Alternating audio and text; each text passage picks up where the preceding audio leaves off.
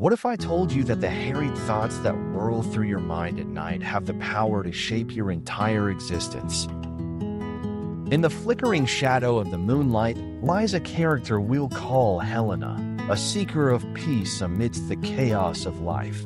She is a gifted artist, pouring her soul into every brushstroke, yet finds herself in a world that spins faster each day, burdened by the weight of expectations, doubts, and fears.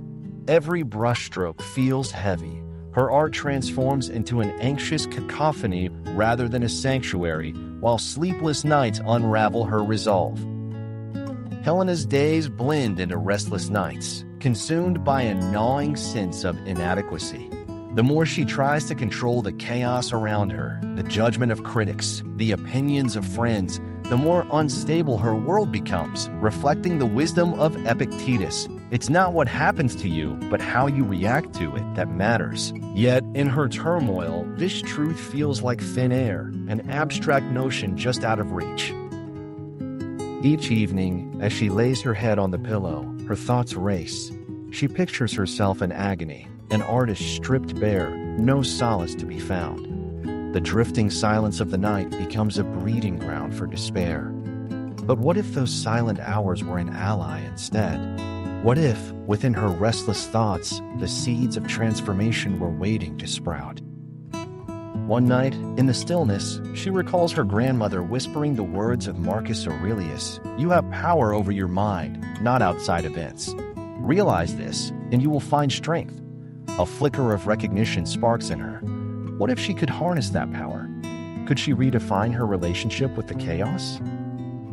With each subsequent night of reflection, Helena imagines the undisturbed waters of a pond, where ripples represent her distractions. Every mindful breath settles the chaos, like stones sinking into depths, creating a serene surface. Then, as she succumbs to sleep, she unlocks the ancient Stoic process of memento mori, the reminder of mortality. This thought, haunting yet liberating, propels her to live fully in each moment. She understands now, coincidences don't dictate her destiny, her choices do. With this wisdom, Helena begins to paint not for acclaim, but for the sheer love of creation. As the hours wane, she merges the teachings of Carl Jung, embracing her shadows, those inner fears and doubts, understanding they too are part of a magnificent whole.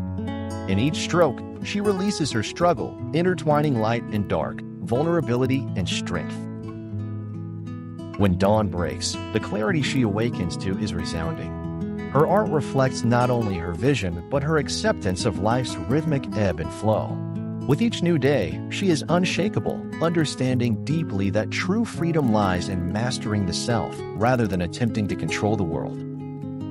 In a final breath, she stands before the canvas, not seeking validation, but affirming her being. The Stoics taught her, happiness can only be found when one lives in accordance with nature, her true nature. Remember, to be calm is the highest achievement of the self. As the sun rises on a new day, Helena realizes that within the noise of life, true strength comes not from resisting, but from embracing the paradox of existence, a stark choice that transforms her dreams into deliberate actions. So, let us take pause and ask ourselves, as we drift into the night, what will we choose to master tomorrow? Will it be the chaos of the external or the clarity of our inner strength?